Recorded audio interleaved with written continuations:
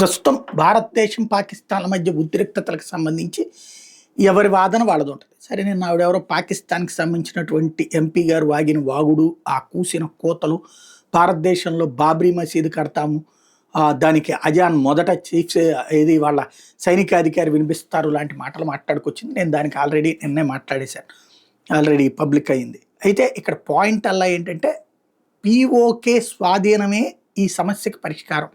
PoK అట్లా ఉన్నంత వరకు పాకిస్తాన్ ఈ కథ నడిపిస్తానే ఉంటుంది అంటూ బ్రిటిష్ ఎవరైతే అసలు ఈ పెంట మొత్తానికి కారణమైనటువంటి బ్రిటన్కి సంబంధించి ప్రస్తుత ఎంపీ మేఘ్నాథ్ దేశాయ్ చెప్పుకొచ్చారు. పిఓకే ఉన్నంత వరకు పాకిస్తాన్ ఇలాంటి టెర్రరిజాన్ని పెంచుతూ ఉంటుంది.